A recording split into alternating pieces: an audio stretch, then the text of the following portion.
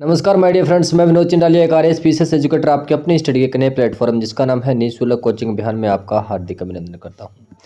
जी हाँ दोस्तों, मैं आपको फिर से बता दूं कि जो भी स्टूडेंट यूपीएससी सीएससी 2023 का जो भी एग्जामिनेशन देगा माय डियर फ्रेंड्स, और इसका एग्ज़ाम जो है वो 28 मई और 2023 को माय डियर फ्रेंड्स होने जा रहा है।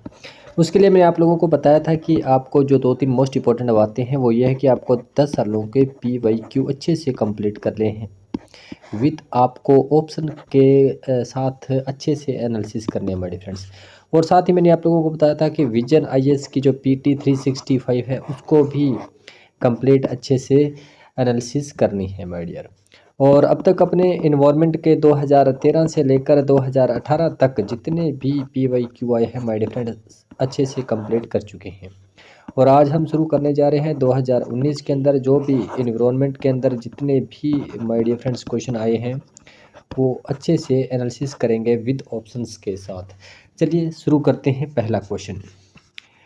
पहला क्वेश्चन, इससे पहले अपने 95 जो इन्वायरमेंट के क्वेश्चन कंप्लीट कर चुके हैं, आज अपने 96 से इसको शुरू करने जा रहे हैं। और पहला क्वेश्चन है कि निम्नलिखित में से कौन से अगस्त माला जीवमंडल रिजर्व में आते हैं माय डियर फ्रेंड्स। अगर हम बात करते हैं अगस्त माला की, अगस्त माला जो जीव मंडल रिजर्व क्षेत्र है, आपको पता है ये जो केरल और तमिलनाडु, केरल और तमिलनाडु दोनों ही क्षेत्रों में माय डियर फ्रेंड्स ये आता है। और साथ ही मैं बता दूं कि ये जो बायोस्फीयर रिजर्व है ये 2001 में इसको घोषित किया गया था। कब? 2001 में इसको बायोस्फीयर रिजर्व जो है घोषित किया गया। और साथ ही इसको 2010 में यूनेस्को की विरासत सूची के अंदर भी इसे शामिल कर लिया गया था। और यहाँ पे अपने बताना है कि जो अगस्त माला है जो कि केरल और तमिलनाडु तक विस्तृत है, उसके अंदर कौन कौन से जो है जीवमंडल रिजर्व जो क्षेत्र होते हैं उसके बारे में अपने को बताना है। देखो माय डियर फ्रेंड्स, यहाँ पे अपने बात करते हैं, हम बात करते हैं नियार, पेपारा और शेरदुन्ने वन्य प्राणी अभयारण्य और कलाकड़ और दथुराई बाघ रिजर्व क्षेत्र, ये जो है अपने अगस्तमाला जीवमंडल में आते हैं। उसके अलावा जो भी है यहाँ पे साइलेंट वैली है, कौंडिल्य है, गुंडला महेश्वरम है, पप्पीकोंडा है, मुखर्ती नेशनल पार्क है, कावल है, श्री वेंकटेश्वर है, नागार्जुन सागर श्रीशैलम बाघ रिजर्व है। इन सभी के बारे में मैं आपको अच्छे से यहाँ पे बताऊंगा। देखो माय डियर फ्रेंड्स, सबसे पहले हम बात करते हैं किसकी, नियार और पेपार, शेरदुन्ने और वन्यजीव जो यहाँ पे दे रखे हैं इन के बारे में अपने पढ़ते हैं। तो ये जो है माय डियर फ्रेंड्स कहाँ पे, केरल में अवस्थित है। कहाँ पे माय डियर फ्रेंड्स, ये जो है ये केरल के अंदर अवस्थित है। और कौन सी, क्योंकि इस क्वेश्चन को तो आप वैसे भी कर सकते थे क्योंकि नयानार नदी भी है जो कि केरल में है हमारे फ्रेंड्स। और उसी नदी के अंदर जो नयानार नदी जो है वो इसी नयानार जो जीव मंडल आरक्षित जो क्षेत्र है वहाँ से होकर गुजरती है। कई बार डायरेक्ट क्वेश्चन इस प्रकार से भी पूछा जा सकता है माय डियर फ्रेंड्स कि नयानार जो नदी का जो प्रवाहित क्षेत्र है वो कहाँ पे है। तो माय डियर फ्रेंड्स दक्षिण भारत के जो केरल के अंदर है जिसका जो प्रवाह क्षेत्र है माय डियर फ्रेंड्स। और उसके बाद अपने बात करते हैं पेपारा की। जो पेपारा भी जो माय डियर फ्रेंड्स कहाँ पे है, केरल के अंदर ही पेपारा है माय डियर फ्रेंड्स।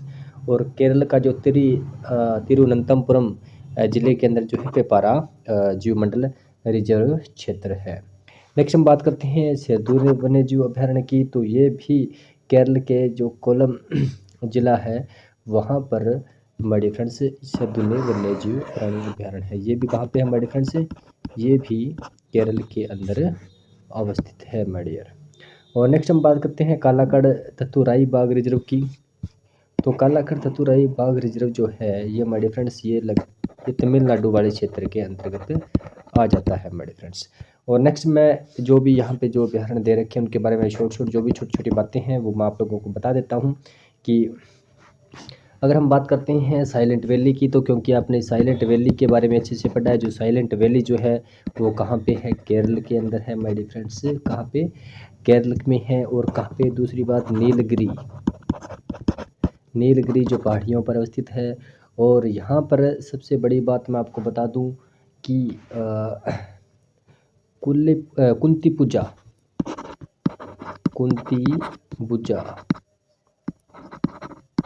नामक जो नदी है हमारे फ्रेंड्स यहाँ पर बहती है। कुंती पुंजा और जो किसकी सहायक नदी है, ये भारत पूजा की, किसकी, भारत पूजा की सहायक नदी है हमारे फ्रेंड्स। इसे भी आप अच्छे से नोट कर लेना। नेक्स्ट हम बात करते हैं एक और जो टाइगर रिजर्व जो क्षेत्र है जिसका नाम है वायनाड। वायनाड, ठीक है। तो देखो वायनाड की अगर बात करते हैं तो वायनाड भी कहाँ पे है हमारे फ्रेंड्स, ये भी कहाँ पे हमारे, ये भी केरल के अंदर है। अगर उत्तर इसके यहाँ पे उत्तर पूर्व वाले क्षेत्र की बात करते हैं, यानी वायनाड के जो उत्तर पूर्व वाला क्षेत्र है हमारे फ्रेंड, जो उत्तर पूर्व वाला जो क्षेत्र है, तो उत्तर पूर्व वाले क्षेत्र में नागरहोल राष्ट्रीय उद्यान, दो कौन कौन से, एक तो नागरहोल, एक सेकेंड भाई फ्रेंड्स मैं आपको यहाँ से इसको इरेज कर देता हूँ, उसके बाद में से भी करता हूँ। नेक्स्ट मैंने आपको बताया था क्या, वायनाड। वायनाड, देखो वायनाड जो है ये भी जो वन्य जीव जो क्षेत्र है ये भी कहाँ पे है हमारे फ्रेंड्स, केरल में है। और इसकी अगर मैं बात करूँ उत्तर पूर्व क्षेत्र में, तो उत्तर पूर्व क्षेत्र में आपने नागरहोल राष्ट्रीय उद्यान के बारे में पढ़ा होगा, क्या, नागरहोल, नागरहोल राष्ट्रीय बाघ उद्यान। और दूसरी अपने बांदीपुर के बारे में पढ़ा होगा, बांदीपुर। तो ये कहाँ पे हमारे फ्रेंड्स, ये कर्नाटक में है। तो कई बार मैपिंग का भी क्वेश्चन आ जाता है, तो आपको इसके बारे में अच्छे से कंप्लीट जो है हमारे फ्रेंड्स इसको एनालिसिस कर लेना है। नेक्स्ट हम बात करते हैं इसके दक्षिण के अंदर जो तमिलनाडु के अंदर आपने मधुमलाई राष्ट्रीय उद्यान के बारे में पढ़ा होगा हमारे फ्रेंड्स, जो कहाँ पे है, ये तमिलनाडु के अंदर है हमारे फ्रेंड्स। आपको कई बार पूछा जा सकता है कि वायनाड के उत्तर में दक्षिण में कौन से अभयारण्य स्थित है, तो इसको भी आपने अच्छे से हमारे फ्रेंड्स इसको पढ़ लेने हैं, ठीक है। नेक्स्ट हम बात करते हैं कौंडिल्य वन्य जीव अभयारण्य की।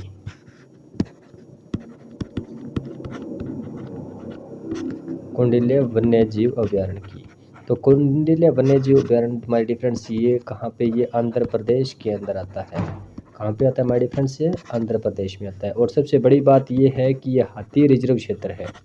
क्या है हमारे फ्रेंड्स, हाथी रिजर्व क्षेत्र है। यहाँ पे जो कि है बहुतायत से जो हाथी हमारे फ्रेंड्स पाए जाते हैं।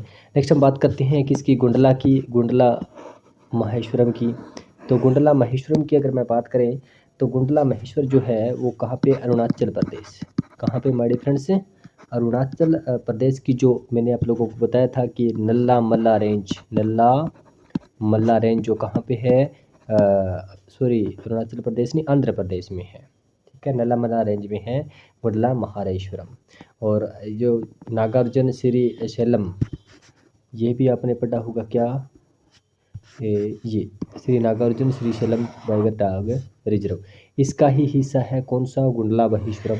ये भी तो हमारे फ्रेंड्स कहाँ पे है, ये भी आपको पता है आंध्र प्रदेश के अंतर्गत आता है। नागार्जुन श्रीशैलम जो बाघ जो टाइगर रिजर्व है, ठीक है, उसका हिस्सा है कौन, ये गुंडला महेश्वरम, ठीक है हमारे फ्रेंड्स। ये कुछ बातें हैं जो आपको बेसिक जो आपको याद होनी चाहिए।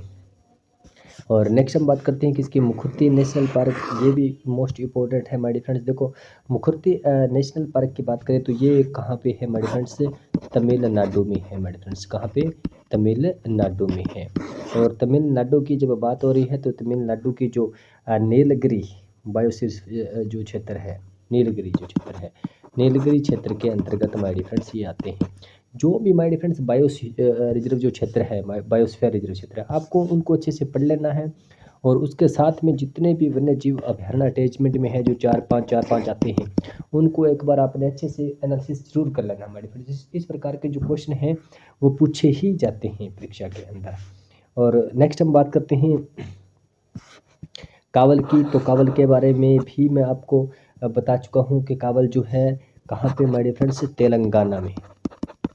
कावल जो है वो कहाँ पे है हमारे फ्रेंड्स, तेलंगाना में है। और इसे 2012 के अंदर, कब, 2012 में से टाइगर रिजर्व जो क्षेत्र है हमारे फ्रेंड्स इसे घोषित किया गया। और मुखर्ती के बारे में मैंने आपको बता चुका हूँ कि ये तमिलनाडु में है और नीलगिरी क्षेत्र में है। लगभग हमारे फ्रेंड्स जो है कंप्लीट हो जाती है इसकी जो जितनी सी बातें हैं, नहीं तो फिर अपने इसके ऊपर ही बने रहेंगे। तो चलिए चलते हैं नेक्स्ट क्वेश्चन की ओर। मैं फिर से आपको बता दूं, जितने भी बायोस्फीयर रिजर्व क्षेत्र है उनके बारे में आपको अच्छे से पढ़ लेना जरूरी है। चलिए चलते हैं नेक्स्ट क्वेश्चन की ओर। आप अपनी स्पीड से करने का प्रयास करेंगे ताकि अपनी जल्दी से क्वेश्चन हो जाए मेरे फ्रेंड्स।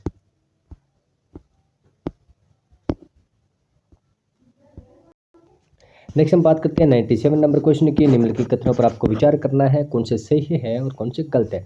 तो हम बात करते हैं समुद्री कछुओं की कुछ जातियां शाक बख्शी होती है, बिल्कुल सही बात है। और एक यहाँ पर मैं आपको एक बात बताना चाहूँगा, उसे ज़रूर नोट कर लें मेरे फ्रेंड्स।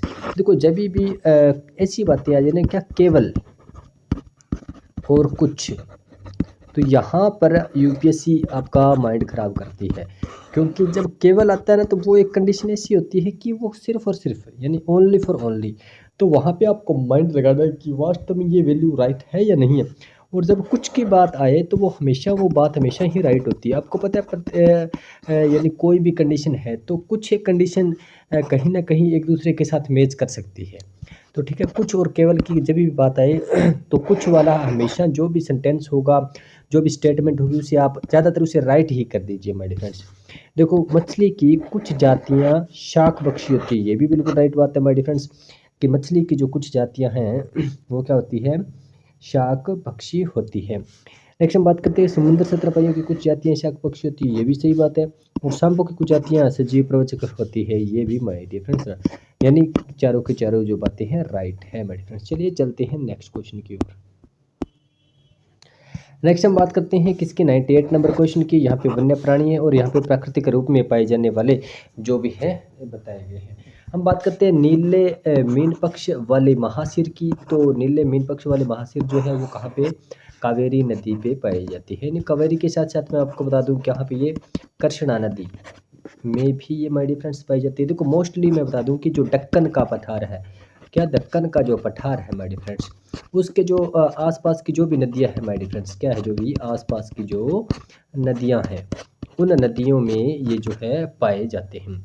तो दक्कन के पठार के आसपास देखो कृष्णा आ गई, कावेरी आ गई। और मैं आपको बता दूं जो पुणे के अंदर मूला मुथा नदी है, क्या पुणे के अंदर, पुणे में मूला मुथा जो नदी है वहाँ पर भी ये पाई जाती है बड़े। नेक्स्ट हम बात करते हैं और इसके बारे में कुछ और महाशिर के बारे में भी मैं आपको थोड़ी सी बता देता हूँ कि गोल्डन महाशिर, कौन सी, गोल्डन महाशिर, गोल्डन महाशिर, ठीक है। अगर गोल्डन महाशिर की अगर मैं बात करूं तो ये जो गोल्डन महाशिर है ये सिंध, ब्रह्मपुत्र और गंगा, यानी इन नदियों के अंदर माय डियर फ्रेंड्स ये गोल्डन महाशिर पाई जाती है। और नेक्स्ट हम बात करूं अपने कुब्बड़ वाली महाशिर, कौन सी, कुब्बड़ वाली महाशिर। देखो कुब्बड़ वाली महाशिर की बात करें तो ये जो है केवल और केवल कहाँ पे माय डियर फ्रेंड्स पाई जाती है, ये कावेरी नदी में पाई जाती है, कावेरी नदी में पाई जाती है, ठीक है माय डियर फ्रेंड्स, इसे भी आप अच्छे से नोट कर लेना। नेक्स्ट हम बात करते हैं इरावदी डॉल्फिन की। तो ये जो है इरावदी का नाम ले लिया है तो ऑब्वियसली बात है ये चंबल नदी में भी पाई जाती है, ठीक है। सॉरी, ये चंबल नदी में नहीं पाई जाती माय डियर फ्रेंड्स, इरावदी का नाम आ गया है तो ऑब्वियसली बात है ये इरावदी नदी में पाई जाती है। और मेकोंग में भी पाई जाती है। मेकोंग के बाद में बात करूँ तो अपने महाकम नदी जो कि इंडोनेशिया में है माय डियर फ्रेंड्स, उसमें भी पाई जाती है। तो यानी ये इरावदी, मेकोंग और महाकम नदी में पाई जाती है, न कि चंबल नदी में पाई जाती है। चंबल नदी में कौन क्या पाई जाती है माय डियर फ्रेंड्स, जो फेमस है वो है घड़ियाल माय डियर फ्रेंड्स, क्या है, घड़ियाल, जो कि चंबल नदी में बहुतायत से पाए जाते हैं। नेक्स्ट हम बात करते हैं भोरचाम अरस्ट यानी चित्तीदार बिल्ली, जो कि पूर्वी घाट में पाई जाती है, बिल्कुल सही बात है। देखो इसकी बात करें तो ये कहाँ पे माय डियर फ्रेंड्स पाई जाती है, ये पूर्वी घाट में पाई जाती है और पश्चिमी घाट में पाई जाती है। और ये श्रीलंका और भारत में काफ़ी हद तक माय डियर फ्रेंड्स पाई जाती है। और इसका सिंपल सा डिफरेंस ये है कि दूसरी बिल्लियाँ जो होती है नॉर्मल घरों में होती है, उससे ये बिल्लियाँ जो है माय डियर फ्रेंड्स बड़ी होती है। तो अपना 98 नंबर क्वेश्चन कंप्लीट होता है। चलिए चलते हैं नेक्स्ट क्वेश्चन की ओर। लेकिन अब देखो यूपीएससी ने एक बहुत ही बड़ा सिस्टम कर रखा है कि इस प्रकार के क्वेश्चन बहुत पूछते हैं कि निम्नलिखित में से कौन सा पक्षी नहीं है। अब देखो गोल्डन महाशीर के अपने बारे में अपने पढ़ चुके हैं कि कौन सा जो पक्षी नहीं है, तो पिछली बात अपने गोल्डन महाशीर के बारे में पढ़ चुके हैं। तो गोल्डन महाशीर क्या है? गोल्डन महाशीर एक क्या है? फिश है माय डियर फ्रेंड्स, ठीक है। तो इसे भी आप अच्छे से नोट कर लेना। चलिए चलते हैं नेक्स्ट क्वेश्चन की ओर। नेक्स्ट है यहाँ पे पर्यावरण में निर्मुक्त होने वाले सूक्ष्म, देखो ये क्या बोल रहा है कि पर्यावरण के अंदर निर्मुक्त होने वाले सूक्ष्म मणिकणों यानी माइक्रोवेव्स के विषय में अत्यधिक चिंता की बात क्यों? कुछ भी नहीं करना माय फ्रेंड्स, क्वेश्चन को समझना और ऑन द स्पॉट आपको आंसर देना है। देखो पर्यावरण में जो भी सूक्ष्म मणि यानी छोटे छोटे मणि जो कण है, ठीक है, और देखो सूक्ष्म मणि, ठीक है, तो वो माइक्रोवेव्स जो है वो पर्यावरण में जाएंगे यानी तो उससे क्या प्रभाव होगा? तो देखो ये समुद्र के पारितंत्र को क्या है? नुकसान पहुंचाएंगे। ये पहली बात जो है वो ज़्यादातर कंडीशन में अपने राइट ही मान लेते हैं, क्योंकि आपको पता है ये जो है ये प्लास्टिक के मतलब एक प्रकार के टुकड़े होते हैं, ठीक है। ये ज़्यादातर आपको पता है जो अपने फेस वॉश यूज करते हैं, क्या यूज करते हैं? फेस वॉश यूज करते हैं, स्क्रब यूज करते हैं, टूथपेस्ट यूज करते हैं, ठीक है, साबुन यूज करते हैं, उसके अंदर मेडिफिन ये पाए जाते हैं। तो ये कहीं ना कहीं अगर ये पानी के जरिए समुद्र में चले जाते हैं और समुद्र में चले जाते हैं तो समुद्र के पानी के लिए बहुत ही हानिकारक होता है। तो अब इसलिए बात है समुद्र के जो पारितंत्र को ये बहुत ही नुकसान पहुंचाता है। तो चलिए चलते हैं नेक्स्ट क्वेश्चन की ओर।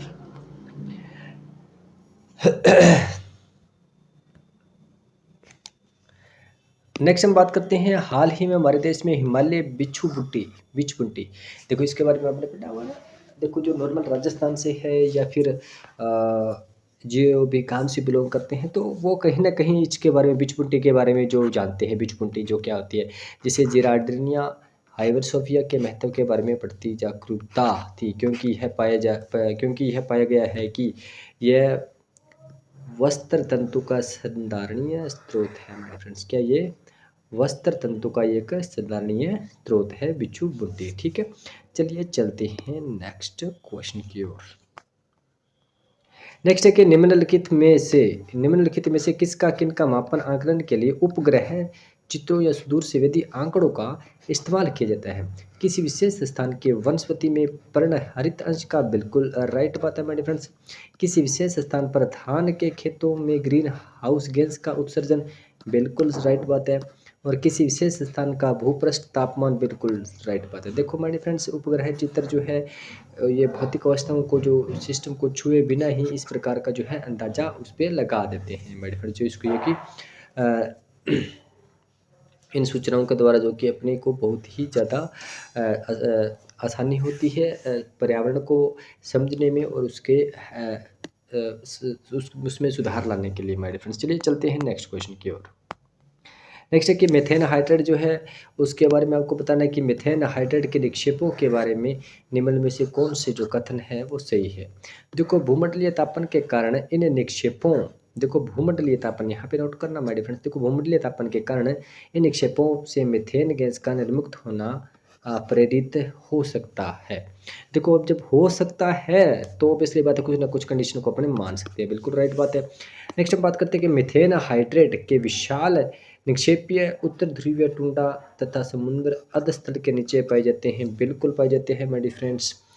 और वायुमंडल के अंदर मीथेन या दो से अधिक 2 दशक के बाद में कार्बन डाइऑक्साइड में ऑक्सीकृत हो जाते हैं। देखो इसका सबसे बड़ी बात यह कि मीथेन जो है वो 2 दशक यानी 20 से 30 साल बाद में ये क्या है कार्बन डाइऑक्साइड में ऑक्सीकृत हो जाते हैं, ज़्यादा ये हानिकारक नहीं होते हैं। यानी ये तीनों की तीनों बातें जो माय फ्रेंड्स राइट है।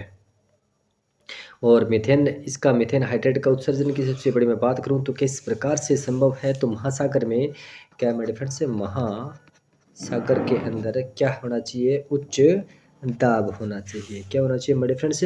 उच्च दाब होना चाहिए। और ताप जो है वो मेरे फ्रेंड्स क्या होना चाहिए? निम्न होना चाहिए। अगर ऐसी कंडीशन उत्पन्न होती है तो कहीं ना कहीं मीथेन हाइड्रेट के निक्षेप की संभावना बनी रहती है। चलिए चलते हैं नेक्स्ट क्वेश्चन की ओर। नेक्स्ट है कि निम्नलिखित पर विचार कीजिए, कार्बन मोनोऑक्साइड, मीथेन, ओजोन और सल्फर डाइऑक्साइड। अब ये बोल रहा है कि फसल जैव मात्रा के अवशेषों के दहन के कारण वायुमंडल में कौन से जो है निर्मुक्त होती है। और पिछली बात है my dear friends, carbon monoxide भी होती है, मीथेन भी होती है, ओजोन भी होती है, सल्फर डाइऑक्साइड भी होती है, और CO2 भी होती है, नाइट्रोजन ऑक्साइड भी होती है, NO2 भी होती है। दूसरी बात pH 2.5 भी होता है, pH 10 भी होता है। ठीक है माय डियर फ्रेंड्स, जितने भी होते हैं ये पूरे के पूरे इसमें से होते हैं। चलिए चलते हैं नेक्स्ट क्वेश्चन की ओर। नेक्स्ट है भारत में कार्बोफ्यूरन। भारत के अंदर कार्बोफ्यूरेन, मेथिल पैराथियोन, फोरेट, ओटाएजोफास के इस्तेमाल को आशंका से देखा जाता है। ये रसायन किस रूप में इस्तेमाल किए जाते हैं? तो माय डियर फ्रेंड्स, ये कृषि में पीड़कनाशी के रूप में इसका इस्तेमाल जो है किया जाता है। चलिए चलते हैं नेक्स्ट क्वेश्चन की ओर। नेक्स्ट हम बात करते हैं कि आपको निम्नलिखित कथनों पर आपको विचार करना है माय डियर फ्रेंड्स।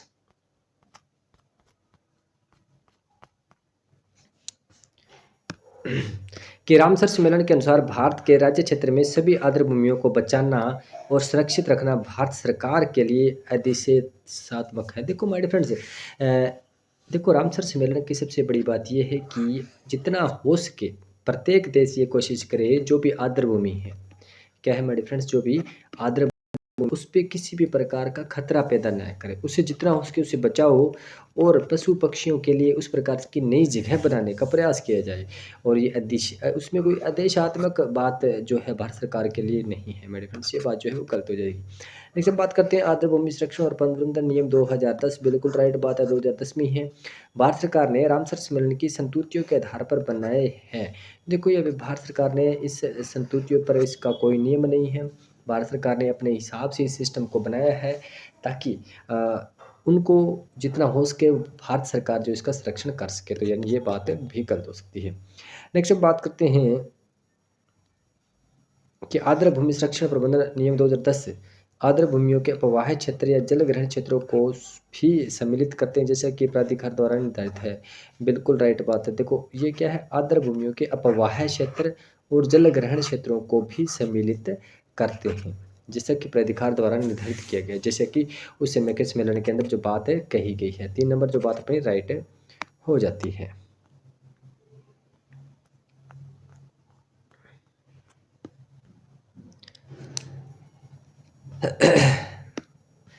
नेक्स्ट हम बात करते हैं कि सार्वजनिक परिवहन में बसों के लिए ईंधन के रूप में हाइड्रोजन संवर्धित CNG क्या है, हाइड्रोजन संवर्धित CNG का इस्तेमाल करने के प्रस्तावों के संदर्भ में निम्नलिखित कथनों पर विचार करनी है। देखो हाइड्रोजन CNG के इस्तेमाल का मुख्य लाभ कार्बन मोनोऑक्साइड के उत्सर्जनों का विलोपन है। ऐसी कोई माय डियर फ्रेंड्स इसमें बात नहीं है। अगर हाइड्रोजन CNG का आप यूज करोगे तो कहीं ना कहीं कार्बन मोनोऑक्साइड का विलोपन इतना संपूर्णतः नहीं हो पाता, ये भी बात गलत है। ईंधन के रूप में हाइड्रोजन CNG कार्बन डाइऑक्साइड और हाइड्रोकार्बन उत्सर्जन को कम करती है। हाँ बिल्कुल, देखो ये कार्बन डाइऑक्साइड को कम कर सकती है, ये बात सही है। बसों के ईंधन के रूप में CNG के साथ हाइड्रोजन के आयतन के आधार पर 5वें हिस्से तक मिलाया जा सकता है। बिल्कुल सही है। देखो CNG के साथ अगर हाइड्रोजन का आयतन मिलाया जाए तो ये 80-20 के हिसाब से इसे मिलाया जा सकता है हमारे फ्रेंड्स। अगर 100 में यानी 5वां हिस्सा इसके अंदर मिलाया जा सकता है, यानी 100% में से अगर 80% जो है CNG है तो 20% अपने इसके अंदर हाइड्रोजन जो है इसको मिला सकते हैं, ये बात राइट है मेरे फ्रेंड्स। CNG की अपेक्षा HCNG ईंधन को कम खर्चीला बनाती है। अब देखो CNG के अपेक्षा HCNG ईंधन को कम खर्चीला बनाती है। देखो मेरे फ्रेंड्स इसमें खर्चीले वाली इसमें कोई खास बात नहीं है। इफेक्टिव ये है कि HCNG थोड़ा सा ज़्यादा खर्चीला होता है और सबसे बड़ी बात ये है कि ये पोल्यूशन कम करती है। बस HCNG जो क्या पोल्यूशन कम करती है, बस इसकी खासियत यही है और खर्चीले वाली इसमें कोई बात नहीं है, ये बात भी गलत हो जाएगी। यानी अपना 2 और 3 जो है बात राइट हो जाती है। चलिए चलते हैं नेक्स्ट क्वेश्चन की ओर।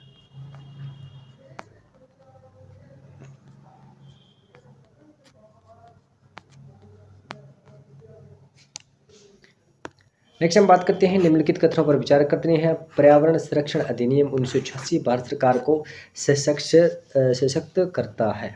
क्यों करता है?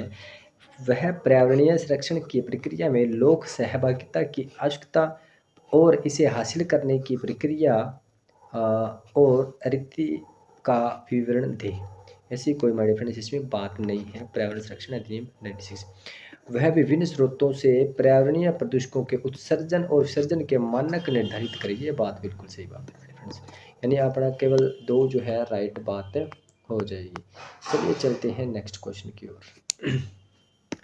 नेक्स्ट है कि भारत में ठोस अपशिष्ट प्रबंधन नियम 2016 के अनुसार निम्नलिखित कथनों में से कौन सा कथन जो है सही है। अपशिष्ट उत्पादक को 5 कोटियों में अपशिष्ट अलग अलग करके करने होंगे। तो इसमें से क्या इन नियमों में अपशिष्ट भराव स्थलों तथा अपशिष्ट प्रसंस्करण सुविधाओं के लिए स्टिक और ब्यौरेवार मानदंड जो है उपबंधित है। ये बात मेरे फ्रेंड्स इसमें सबसे ज़्यादा राइट हो रही है। चलिए चलते हैं नेक्स्ट क्वेश्चन की ओर। नेक्स्ट हम बात करते हैं क्या कि भारत में निम्नलिखित में से किसी एक महत्वपूर्ण विशेषता के रूप में विस्तारित उत्पादक दायित्व जो है आरंभ किया गया है। तो ऑब्वियसली बात है हमारे फ्रेंड्स, प्रबंधन और हस्तन की अगर बात करें तो ई अपशिष्ट प्रबंधन और हस्तन नियम 2011 क्या हमारे फ्रेंड्स ई अपशिष्ट प्रबंधन हस्तन और नियम 2011। ठीक है हमारे फ्रेंड्स, चलिए चलते और इसके बारे में थोड़ी सी बता देता हूँ कि ये क्या चीज़ है। देखो ई अपशिष्ट प्रबंधन हस्तन नियम 2001 विस्तारित निर्माता उत्तरदायित्व जिसे बोलते हैं ईपीआर एक नीतिगत दृष्टिकोण है जिसके तहत उत्पादकों को उपभोक्ता के बाद के उत्पादों के उपचार और निमाटन के लिए एक महत्वपूर्ण जिम्मेदारी वित्तीय और भौतिक दी जाती है। इस तरह की जिम्मेदारी सौंपने से स्रोत पर कचरे को रोकने और पर्यावरण के उत्पादन के डिजाइन को जो माय डिफरेंस से बढ़ावा मिलता है। ताकि दूसरी बात है कि भारत ने पहली बार 2011 में plastic waste management and handling rules 2001 जो है और e waste management and handling rule 2011 तहत ईपीआर पेश किया गया। यानी ई अपशिष्ट जो उसका प्रबंधन माय डिफरेंस और जो रूल है माय डिफरेंस। तो अब 2020 आ गया माय डिफरेंस और अपने जितने भी 2019 में इकोनॉमिक्स के अंदर जो भी क्वेश्चन आए थे माय डिफरेंस वो अपने कंप्लीट होते हैं और नेक्स्ट वीडियो में अपने 2020 के अंदर एनवायरनमेंट के अंदर जो भी क्वेश्चन आए उसे अच्छे से माय डिफरेंस कंप्लीट करेंगे। और उसके बाद में अपने हिस्ट्री है, पॉलिटी है, जियो है और इकोनॉमी है और करंट है और साइंस टेक है, यानी इन सभी के जो भी क्लासेस भी माय डिफरेंस शुरू कर रहे हैं। और साथ में आपको बता दूं कि विजन आईएएस की जो PT 365 है वो भी माय डिफरेंस इसमें चल रही है क्लासेज, वो भी आप देख सकते हैं। Thanks for watching. और आपसे एक उम्मीद जरूर करूँगा कि जो भी स्टूडेंट यूपीएससी की तैयारी कर रहा है और जिसका मेन टारगेट ये है कि 2023 का एग्जामिनेशन 28 मई को है उसे अच्छे से करेक्ट करने के लिए, तो माय डियर फ्रेंड्स प्लीज़ उस तक ये वीडियो जरूर शेयर करें। Thanks for watching my dear friends.